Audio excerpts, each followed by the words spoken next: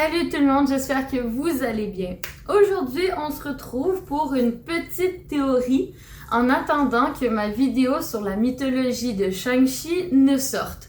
En fait, c'est juste parce que je prends énormément de temps à faire le montage et à préparer la vidéo sur la mythologie, mais en fait sur les vidéos sur la mythologie. Ce qui fait qu'en attendant, j'ai voulu vous parler un peu... Ma chaise, elle tourne à chaque fois que je vous parle. Ok. J'ai voulu vous parler un peu de la nouveauté que nous avons eue, en fait, aujourd'hui, donc le 5 octobre. Je sais pas quand est-ce que la vidéo va sortir, mais l'annonce que nous avons eue sur une rumeur d'un leak par rapport à Doctor Strange 2. Donc oui, je ne suis pas, comme vous pouvez voir dans mon décor, c'est pour ça que j'ai du retard dans les vidéos, c'est pour ça que je suis en retard aussi dans la publication de mon histoire de Loki, c'est parce que je suis en plein déménagement. Donc ce qui fait que travailler plus déménager, plus gérer tout ça, eh bien des fois j'ai un peu de difficulté. Mais... il n'y a pas de souci, vous inquiétez pas, je reviens bientôt en force dans un trop beau décor. J'ai toute l'image dans ma tête là, j'espère que ça va être aussi beau que ce que je me l'imagine. En tout cas, je vous passe des détails et n'oubliez surtout pas, juste avant que je vous explique cette théorie qui me semble folle, eh bien si vous le souhaitez, tous les liens sont en description, j'ai commencé à publier mon histoire sur Loki. Voilà, donc on peut commencer sur cette vidéo tout de suite.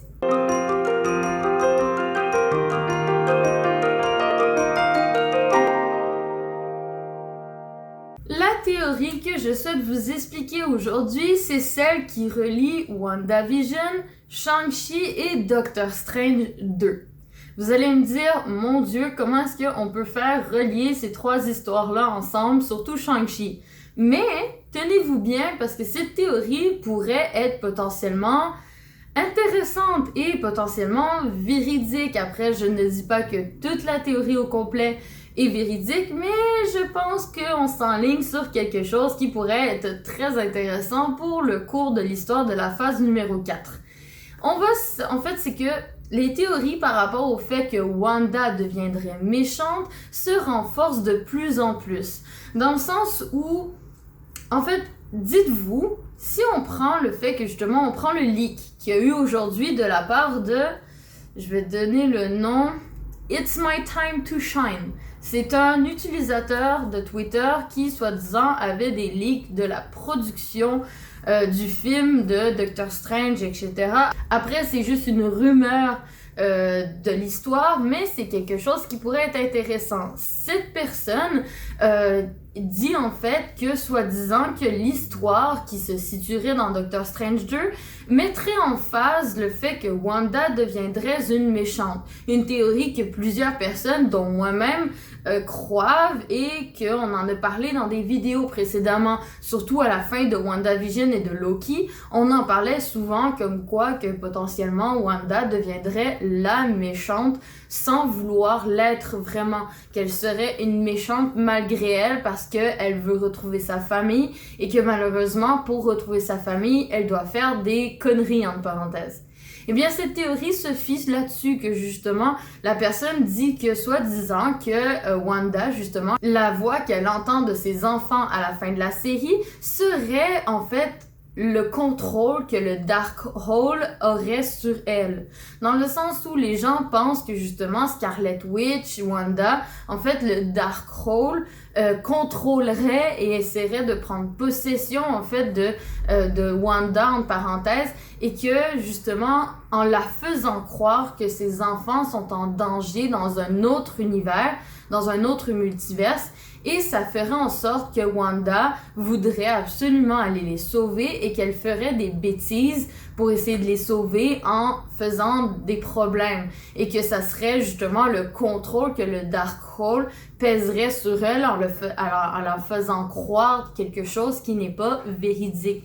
En réalité, peut-être que ses enfants et son mari sont, oui, dans un autre univers, mais qu'ils ne sont pas en danger du tout. Alors que le Darkhold essaie de persuader Wanda qu'ils le sont pour la pousser à aller chercher justement les multiverses et à créer des problèmes.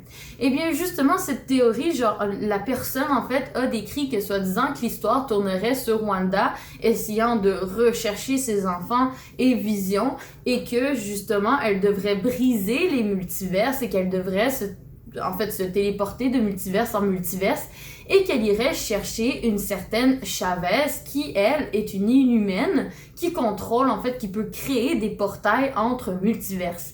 Et que justement tout ça créerait beaucoup de problèmes parce qu'en utilisant la noirceur du Darkhold plus les pouvoirs de cette inhumain qu'on peut retrouver dans beaucoup de séries, en fait beaucoup de hors-séries Marvel, telles que les Agents du Shield ou telles que la série Inhumain, eh bien cette inhumaine justement permettrait à Wanda de traverser les multiverses beaucoup plus facilement, et Wanda, en utilisant les pouvoirs obscurs de ce bouquin, eh ben, elle pourrait prendre justement la noirceur et créer, mais invoquer des créatures qui sont maléfiques, comme exemple Shumagora, ou par exemple transporter des créatures de d'autres univers dans notre univers, comme exemple potentiellement notre fameux Mephisto ou Galactus, ou des personnages de d'autres univers comme exemple les X-Men qui seraient transplantés dans le nôtre, ou potentiellement des liens avec ce qui se passe dans Spider-Man, avec justement les 3 Spider-Man qui sont peut-être là,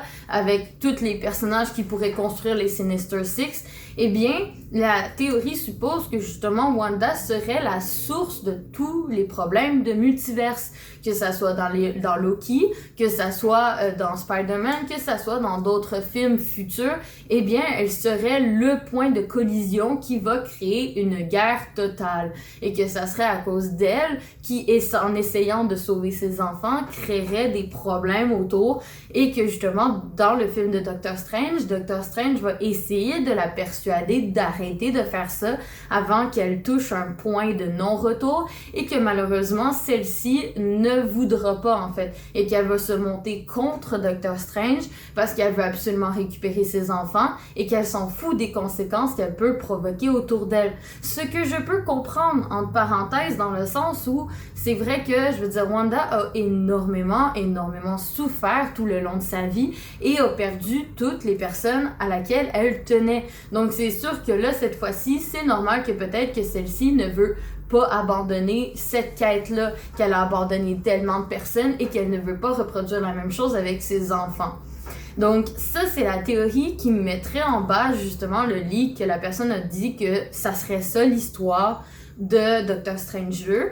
Et ça relie une autre théorie qui est celle de Shang-Chi. Parce que en fait, justement, on penserait que notamment dans le film de Doctor Strange, vu qu'on avait eu des indices il y a plusieurs mois, genre vraiment des mois et des mois, comme quoi Elizabeth Olsen avait dit que le film allait être très obscur et très effrayant, et on a eu aussi les annonces de Benedict Cumberbatch il y a quelques mois qui annonçaient comme quoi le film de Doctor Strange 2 serait le plus gros film de super-héros jamais réalisé de Marvel. Donc qui est en fait avec un budget monstrueux, comme il dit, que ça serait vraiment le plus gros projet de super-héros jamais conçu. Et donc, si on mélange le fait de ce leak qui raconterait que l'histoire de Doctor Strange serait reliée à Wanda, plus l'annonce de Elizabeth Olsen qui dit que le film serait effrayant, plus Benedict Cumberbatch qui dit que le film serait l'un des plus grands films budget et tout ça de super-héros d'Hollywood, surtout pour Marvel, si on mélange tout ça ensemble, ça met vraiment... En fait, c'est que ça se tient, c'est que c'est logique. Pour moi, je trouve que c'est logique que dans le film de Doctor Strange 2, c'est ça qui se passe, que ça soit Wanda qui cherche ses enfants et qui crée des problèmes autour d'elle. Mais pourquoi est-ce que c'est relié à Shang-Chi? C'est à cause de justement cette théorie comme quoi l'histoire serait que le bouquin contrôlerait Wanda en lui faisant croire quelque chose qui n'existe pas vraiment, en lui montrant son plus grand désir. Ça vous dit pas quelque chose? Pour moi, je trouve que ça ressemble énormément à ce qui arrive au père de Shang-Chi. Celui-ci, voulant récupérer sa femme, se fait contrôler par une étrange voix qui, en fait, lui montre son plus grand désir et qui le pousse à aller délivrer justement ce gros dragon à la fin qui allait détruire complètement le village, mais que Et si, justement, cette voix qui te montre ton plus grand désir et qui te contrôle pour le sauver, entre parenthèses, et si cette voix n'était pas la même voix que ce que Wanda entend? Et si la voix que Wanda entend, c'est le bouquin, pourquoi est-ce que la voix dans Shang-Chi ne serait pas la même chose? J'essaie de m'expliquer plus en profondeur. Si on prend en sorte que ce dragon, que je m'en rappelle plus du nom, le dragon dans Shang-Chi, ok? Si on prend ce dragon, qui est soi-disant la créature qui provoquait la voix dans la tête du père à Shang-Chi et que littéralement il pouvait sentir la présence de sa femme, ce qui est la même chose que pour Wanda. Wanda a l'impression que ses enfants sont réellement là. Eh bien, pourquoi pas, ça serait juste un outil qui cacherait quelqu'un de beaucoup plus grand. On pourrait faire cette même transition que pour Elliot dans Loki. Dans l'univers du néant, justement, pour les personnes, les variants qui sont dans le néant, Elliot était le méchant à ne pas combattre, la créature la plus horrible. C'était genre le truc le plus dangereux de l'univers. Alors qu'en réalité, ce n'était qu'un chien de garde qui cachait quelqu'un de beaucoup plus menaçant derrière. Eh bien, pourquoi ça serait pas la même chose aussi pour ce fameux dragon? Pourquoi est-ce que toutes les créatures, justement, les petites bestioles volantes ainsi que le dragon, ne seraient pas uniquement des serviteurs qui cacheraient quelque chose de beaucoup plus grand derrière? Et que cette personne ou cette créature derrière, qui est beaucoup plus menaçante, n'a pas réussi à sortir au moment du film de Shang-Chi. Ou que il est sorti, mais qu'on ne l'a pas vu, parce qu'on était concentré sur le dragon et sur les créatures. Et pourquoi est-ce qu'on penserait ça? C'est que déjà, de un, les deux créatures, que ça soit le Darkhold ou que ça soit la voix que le père de Shang-Chi entend, eh bien, les deux, c'est en fait le plus grand désir de la personne. C'est un contrôle sur la personne. C'est tout le temps le même effet de contrôle et de désir en faisant entendre quelque chose. Et en plus de ça, il y a aussi le fait que on se dit que dans le film de Shang-Chi, quand justement on nous explique l'histoire du dragon et de la ville de Ta Lo et en fait toute l'histoire par rapport à ça, eh bien on insiste surtout sur le mot multivers et univers. C'est dans votre univers que cette créature est venue. C'est dans cet univers, et on emphase énormément sur le fait qu'il y a des différences entre l'origine de cette créature qui vient d'un autre univers, d'un autre multiverse, et le nôtre, et que tout ceci se sont joints à quelque part, et que ça a créé des problèmes que potentiellement ils avaient réglés en les enfermant.